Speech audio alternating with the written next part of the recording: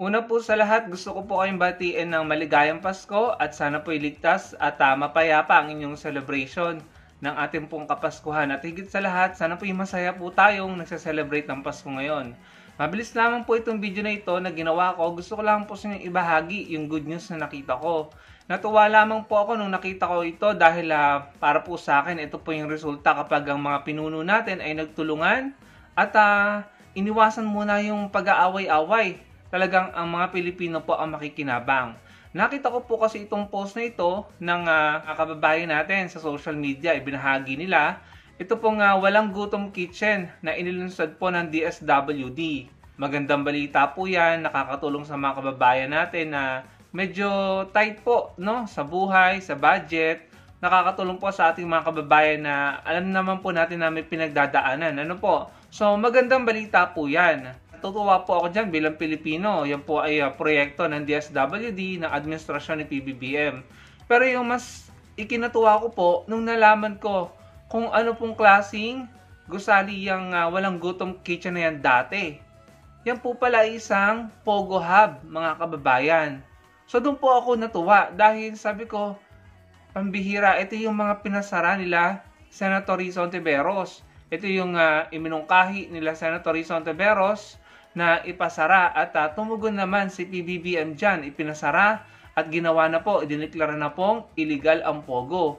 So natuwa ako dahil sabi ko, mantakin mo dahil ang ating mga pinuno ay nagkakasundo at nagtutulungan.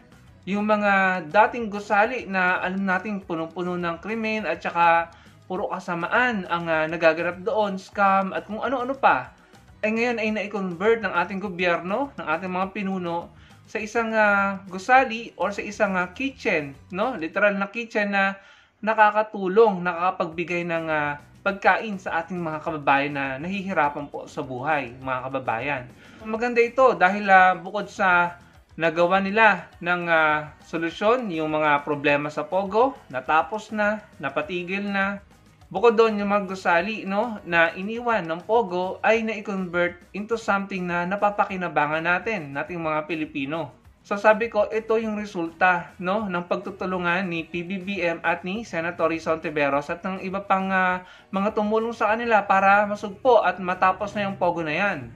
Nagawa nilang mapakinabangan ng mga Pilipino yung gusali na dati ay puro kalagiman at puro kadiliman ang nagaganap doon, no? Puro negatibo. Nagawa nilang i-convert ito into something na tayong mga Pilipino ang makikinabang. Kaya po ako'y natuwa. Kaya sabi ko, i-share ko to sa inyo at ipapakalat ang balitang ito dahil gusto ko pong maunawaan natin na ito po ang nangyayari kapag nagtutulong-tulong ang mga Pilipino at kapag nagkakasundo at nagtutulong-tulong ang ating mga pinuno. Kapag hindi sila nag-aaway, hindi sila nagmumura, hindi sila puro hatred sa puso, ang nagagawa nila ay nakakapagtrabaho sila na matiwasay, kasama ang isa't isa, at nakakaisip ng mga bagay na maaaring mapakinabangan at makatulong sa ating mga Pilipino. So yung walang gutom kitchen na yan ay dati palang Pogo Hub or gusali ng Pogo na ngayon ay nakakatulong sa ating mga kababayan na tight ang budget, nahihirapan.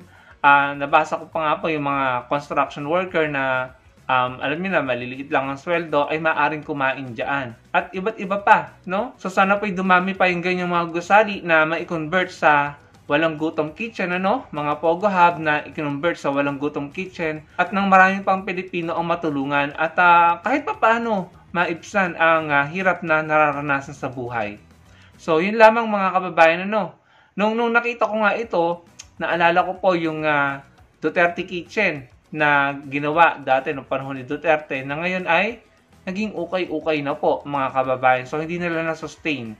Kaya ako po nananalangin na sana po yung walang gutom kitchen ni PBBM, ng ating gobyerno, ng DSWD ay ma-sustain, ma-maintain at tumagal pa po ang buhay at sana mag-continue ito kahit hindi na po si PBBM ang Pangulo or mag-iba na ang Pangulo, no? Sana makontinue ito at sana maraming mga private sectors at mayayaman na mag-donate dyan para kahit papaano no, matulungan ng gobyerno na mai-continue ito na makatulong sa ating mga kababayan. Alam ko ang layunin nito ay gumabay sa ating mga kababayan na nakakaranas po ng tight budget, no, nahihirapan hanggang sa sila po ay makaluag at magkaroon na po ng mas malaking kita. Nang sa gayon ay hindi na rin po sila aasa sa walang gutom kitchen. Ano? Pero para po sa akin, maganda po at malaki po ang naitutulong nito. So yun lamang mga kababayan.